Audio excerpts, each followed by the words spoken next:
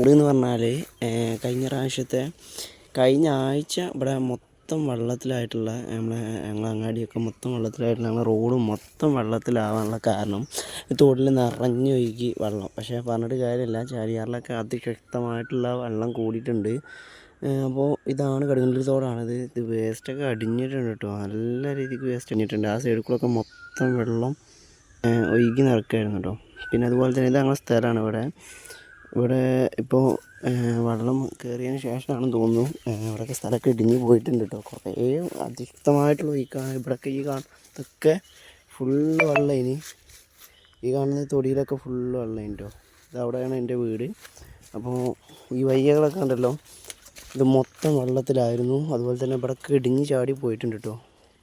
സ്ഥലങ്ങൾ ഇടിഞ്ഞാടി പോകുന്നുണ്ട്, പക്ഷേ ഇപ്പോഴും വെള്ളം വല്ലാതെ അങ്ങോട്ട് കുറഞ്ഞിട്ടില്ല. എന്നാലും കുറഞ്ഞെന്ന് വേണമെങ്കിൽ പറയാം. ഈ കണ്ടോ മൊത്തം ഈ സ്ഥലം കണ്ടല്ലോ, അതൊക്കെ മൊത്തം വെള്ളത്തിലായിരുന്നു. അത് മാത്രമല്ല നല്ല രീതിക്ക് ഒഴുക്കുണ്ടായിരുന്നു. വെള്ളം കെട്ടിക്കല്ലായിരുന്നു, ഒഴുക്കുണ്ടായിരുന്നു. അപ്പോൾ എന്താണെന്ന് വെച്ച് കഴിഞ്ഞാൽ ഒറ്റ രാത്രി കൊണ്ട് പെട്ടെന്ന് വെള്ളം കൂടുകയും ചെയ്ത്. അതുപോലെ തന്നെ 4 ദിവസം കൊണ്ട് വെള്ളം വറ്റി താഴെ തുടങ്ങിയിട്ട്. ഓരോ ദിവസം ഇപ്പോൾ 4 ദിവസമായിട്ട് നല്ല മഴ കമ്മിയാണ്, എപ്പോഴെങ്കിലുമൊക്കെ ഉള്ളൂ. അതുകൊണ്ട് തന്നെയാണ് ഇപ്പോൾ വെള്ളം പറ്റിയിട്ടൊന്നുമില്ല. എപ്പോഴും ഒഴുക്കും കാര്യങ്ങളൊക്കെ ഉണ്ട് കേട്ടോ.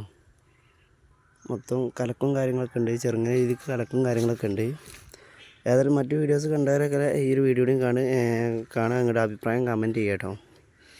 ഇതാണ് ഇപ്പോൾ സ്ഥിതി. മൊത്തം വേസ്റ്റ് അടിഞ്ഞ് കൂടി. ഈ വെള്ളപ്പൊക്കത്തിലുള്ള മെയിൻ പ്രശ്നം എന്താ വെച്ച് കഴിഞ്ഞാൽ വേസ്റ്റ് അടിഞ്ഞിട്ട് അത് ലാസ്റ്റ് പിന്നെ ചീഞ്ഞ് നാറും, മൊത്തം മണക്കും കേട്ടോ. ഏതായാലും ഞങ്ങളെ കണ്ടത്തിലൊന്നും ഒന്നുമില്ല. വേറെ എന്ന് വെച്ച് കഴിഞ്ഞാൽ ബൈക്കിൻ്റെ സീറ്റ് ഇതവിടെ കാണുന്നു കേട്ടോ. ബൈക്കിൻ്റെ സീറ്റാണ്. അതുപോലെ തന്നെ പിന്നെ കാര്യമായിട്ട് പറയുക വെച്ചാൽ കുറേ ചണ്ടി കാര്യങ്ങളൊക്കെ അല്ലറ ചില്ലറ സാധനങ്ങളൊക്കെ ഉണ്ട്. കുറേ തേങ്ങയും ഞങ്ങൾ ഇടയ്ക്കൊക്കെ പോയിട്ടോ.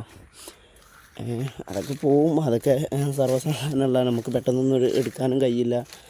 രാത്രി കൊണ്ട് മഴ പെയ്യുകയും ചെയ്ത് രാവിലെ നീച്ച് നോക്കുമ്പോഴത്തേനും തോട്ടിൽ വെള്ളം, കണ്ടത്തിലും വെള്ളമായിട്ടുണ്ട്. പിന്നെ മിനിറ്റിന് കയറിയായിരുന്നു, അതുകൊണ്ടാണ് ഒന്നും ചെയ്യാൻ കഴിയാത്തത്.